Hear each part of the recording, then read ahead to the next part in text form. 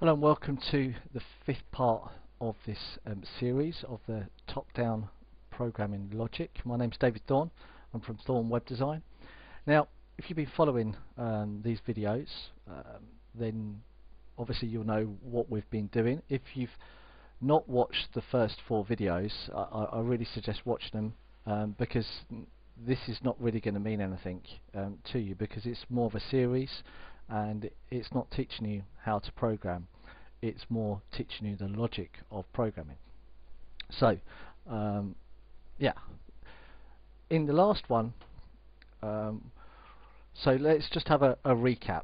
We've got the task of making a login class, which is then going to be which we made in the beginning, and then there was just a discussion saying, well, actually this is not very well done, you know, there's lack of communication between the two parties, as in the party who's sending the data and our class, or who's actually processing the data, the business logic behind it. So we went back to the drawing board, and we said to the other developer, you write a login interface of all of the things that you need, okay, which was then the iLogin, and so they then set an outline of what they need, okay, and then they gave it to us, and we've then implemented the methods to be able to give back to them. Now we've kind of got to a point where we can't go any further, because we now need to be able to validate the data within inside of the database. That's one thing, but also there's kind of things that we need to tell the person who's using it what we need them to do. Okay, so it was kind of really that what should have happened is that we should have wrote the login interface first and said, these are things that you've got to do. Now you add on the things that you want from it, okay, and so on. We can go from there. So I've had a discussion, sat down, showed the other developer my interface, or the revision to the interface, and so on.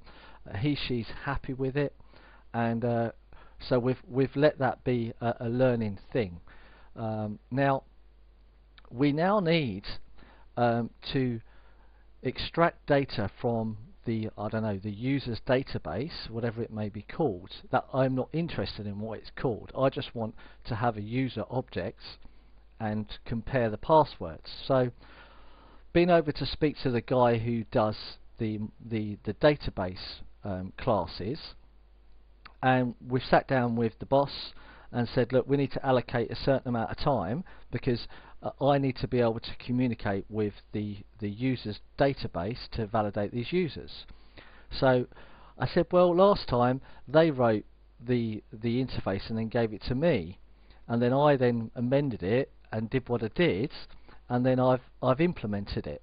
Now this time I just don't think that was the correct way of doing it. So because I don't know what it is that you need from me first.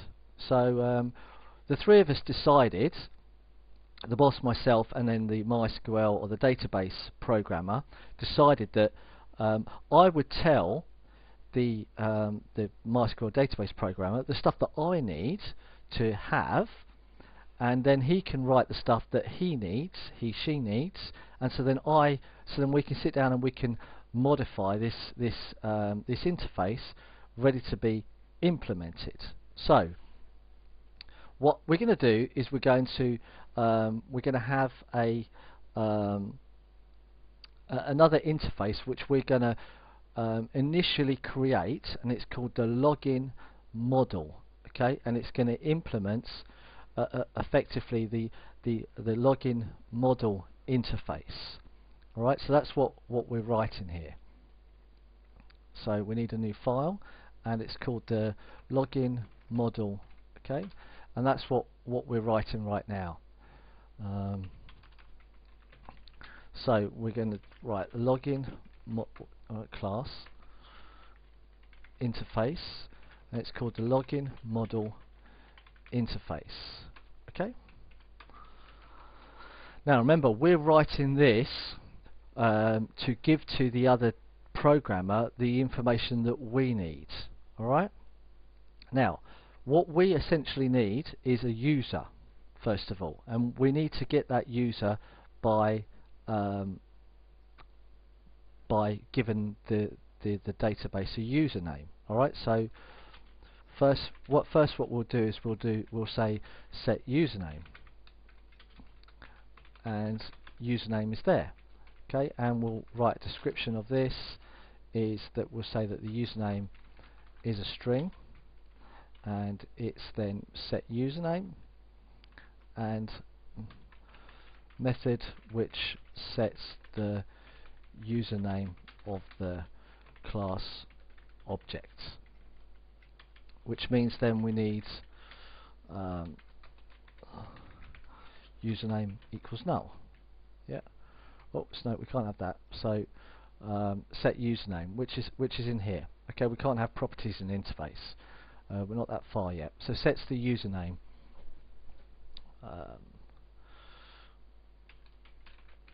This should set the private property of it's kind of a question whether that's actually our task, because that's the other person's name. That's the other person's task to do it. We're just writing the interface. So set username. We're giving the username. Okay, remember we only want the user. That's the fundamental thing, is that we want a model that will return us the user. Okay, and we want public function get user.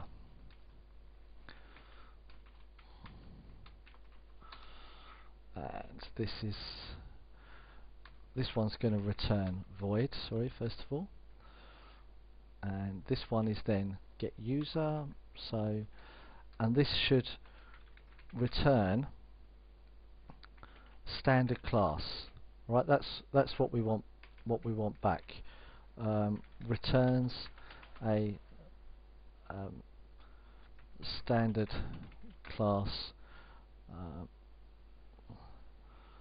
outlining with populated with all user information. The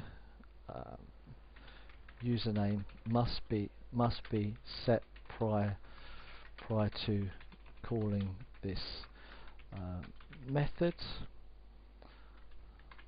The username should be an active user within the database. Okay. The username must be sanitized prior to using the methods set username. So we're giving some rules about what we expect it to be. Okay. What more do we need? We need to get the user and set the user. We also need to be able to update last login. Okay. Update last login, and this is then a timestamp. So we're giving then a description that what we're adding is a timestamp. So this is an int, and return type should be Boolean.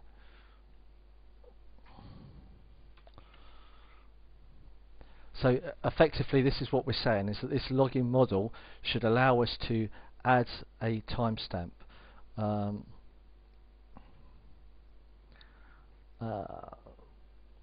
Okay, yeah. I mean, there's somewhere in between checking get user, and that returns a standard class. So really, we need a check to see whether there is a user. Okay, so prior to calling this So prior to calling get user, a call to is user should be made.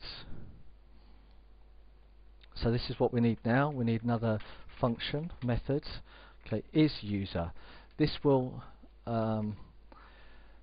declare that the username actually reflects an active user in the database. Okay, because calling get user will just return a standard class. Okay, now essentially this method needs to return a standard class regardless. Right, no false or null. It needs to return a standard class. Like that standard class is empty. We don't want to be calling get user without knowing that it is a user. And is user is the one that's going to verify that get user can be called. Verifies that the loaded user is actually active, and a call to get user can be made. Okay. Return is then boolean. So we're basically stating that is user should return true if it is a user, which means then it's false. We want essentially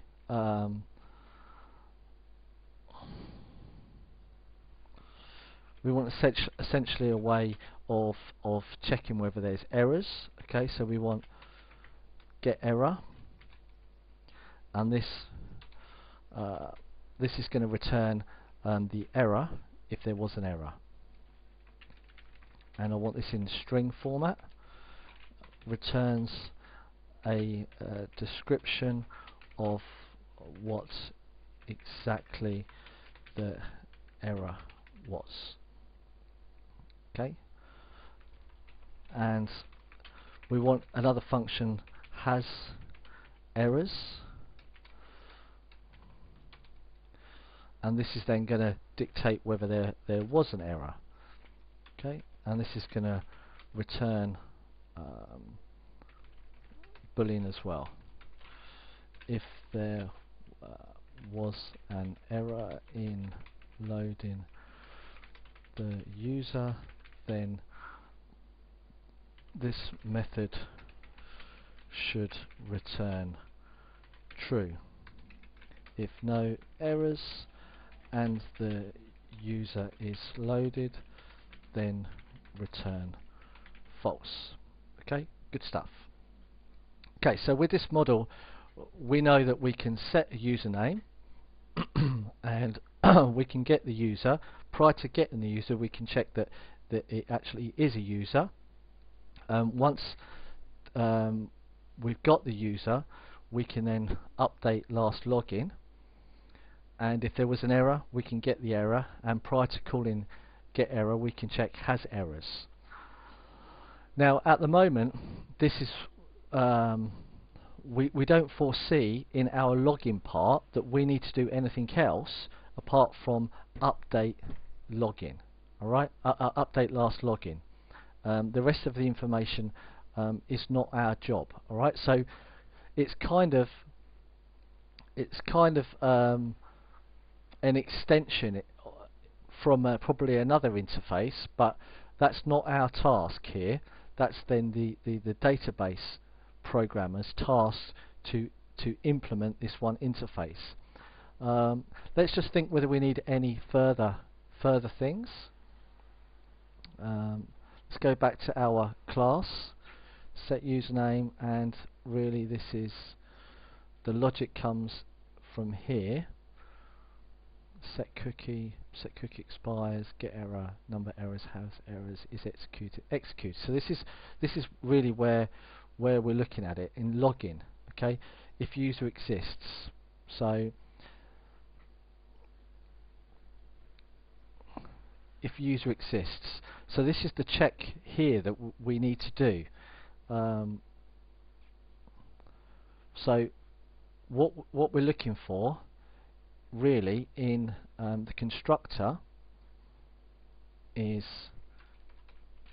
we're going to make it private, and this is where we're going to put the model. Alright, is that login model, and we're going to follow our rulings. Login model equals null. Okay, this is of type login model.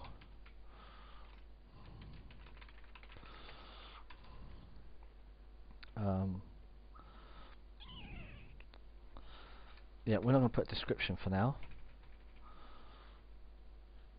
And in the constructor, which is down here somewhere,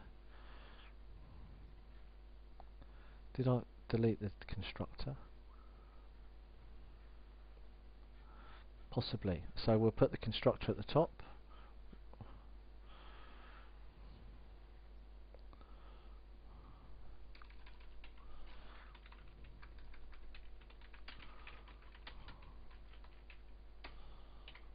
And in here, we're going to say this login model equals new login model. Okay, so that's what we want to know.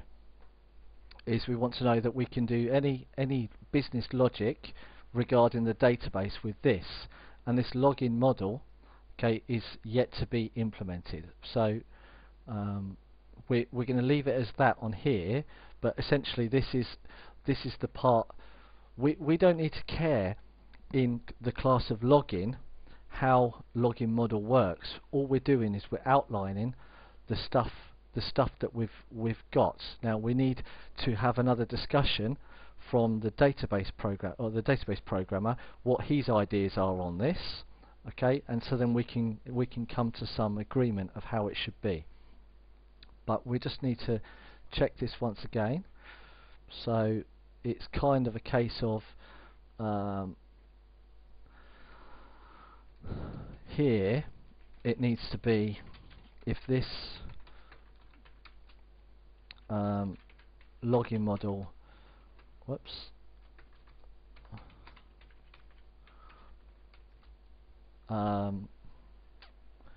is user,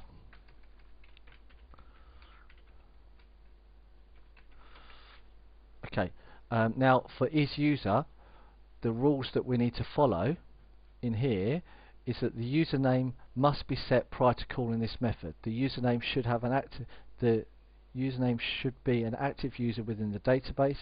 The username must be sanitized prior to the method, prior to using the method setUser. Prior to calling getUser, a call to isUser should be made. So verifies that the loaded user is actually active. A call to getUser, and this essentially needs to go in here as well.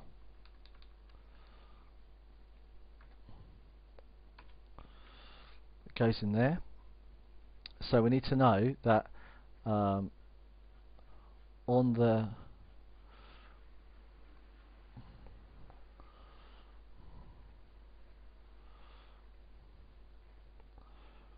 in the constructor, because we've not asked for this yet, set user, set username, set password is active.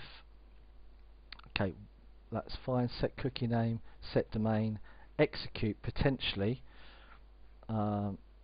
is where we're going to do this. So this login set username is then this username. Okay, so we know that the login model has set it, which is what we wanted. So it means that this user exists can function, but this user exists.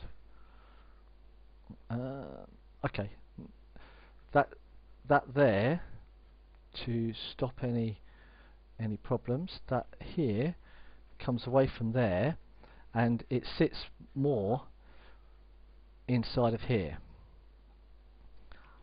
and that goes there. All right, so we're not worrying about with inside of this method, we're not worried about how the rest of the method does it. We just want to know the usernames come in here. Okay, and we're setting this login model set username. Okay, so we know that it's the user exists. If is user, then this user is true. This user exists is equal to true, and then we can essentially return this user exists. Okay, because we know that it's by default false, and if it is active, we set it to true, and then we're done. We're done here. Okay, so come back to this method. Here, the user exists. If not, then error, username does not exist. Now, if login, so wherever login is, we can jump to it. Okay, so we know that we're now to the login parts. We need to know that we've got a user. So this, and prior to calling this, we're going to check once again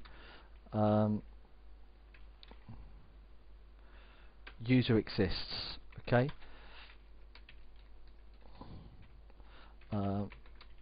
And because we're just double checking, that's all we're doing, is we know that someone else has checked it, but if someone calls login prior to this, prior to calling that, then we need to know that we've checked it as well.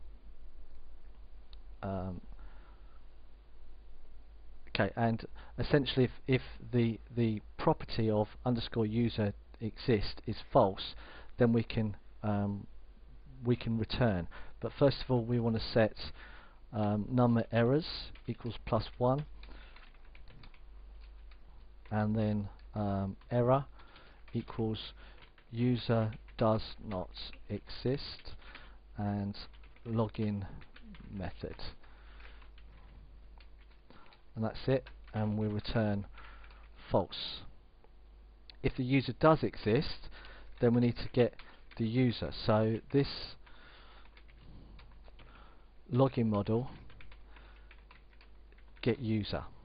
Alright, so now we've got the user, and we want to know that we can test the password, and we don't potentially want to be messing around with passwords, but we don't need the database programmer to be worrying about what type of encryption there is. It's his job just to get it out. It's not his job to worry, he or she's job to worry about how the stuff is inserted, deleted, and so on. So we need to check if user passwords is equal to this password, return true. But essentially, rather than doing that, we'll just say if it's not equal to this, then we can set an error here. Okay, password does not match.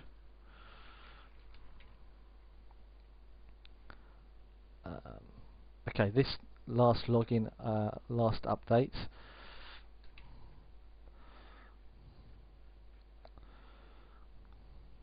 Okay, so then we know that we can.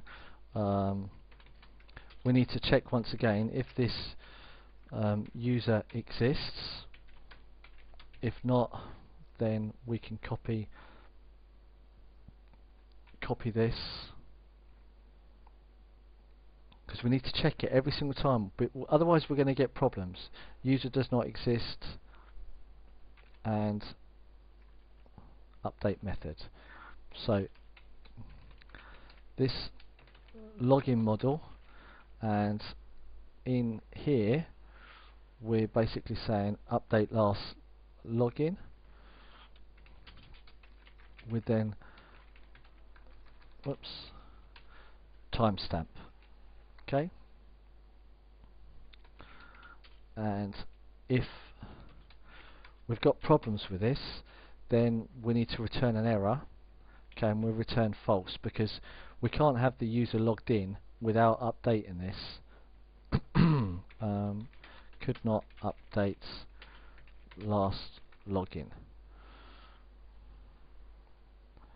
Done. Otherwise it's true. So if not, that's done here. So these are things we can go back to.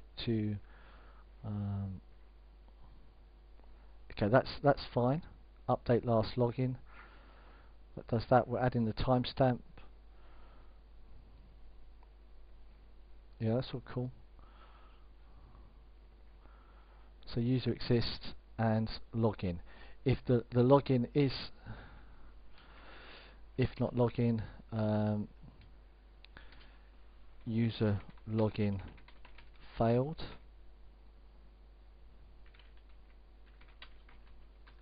And on here we can say false because now we've pretty much completed our task. Whoops. And we can now set the cookie as such. So let's just come back here and get rid of some stuff here, that there, set cookie name, set cookie domain, set cookie expires, set cookie. Alright, so that's what we care about right now. And let's get rid of this,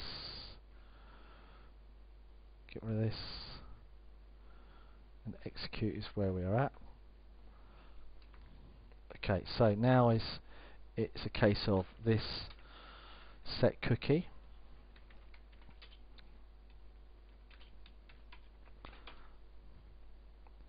and cookie name is cookie name, cookie domain,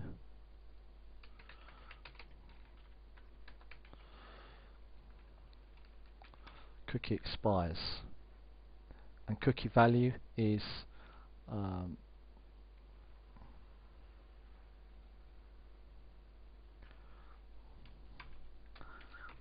user equals this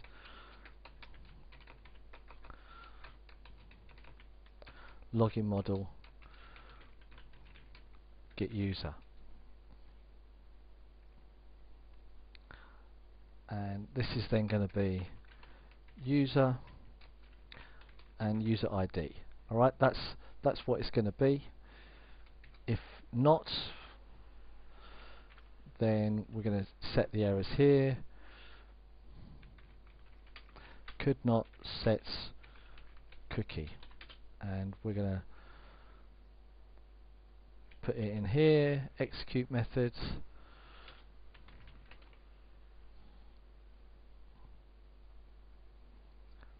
and that should be pretty much this one done now. There might be some problems still, but essentially we haven't got to unit testing yet. Now unit testing would be then actually to start testing all of the methods and so on, to see that they've got no problems. All right, but now essentially we've got a model where we've got all of the right amount of information. Get user, is user, set username. That's the most important one there. And constructor we don't need to worry about. So this phase from our side of what we need from the iLogin model or the interface is done, ready to give over to the other developer who can then see what he needs to do, have from it. Okay, right, so we'll leave this video, and then the next one we'll change places and I'll then be the database programmer who then will check this interface, ready to then say whether it's all okay.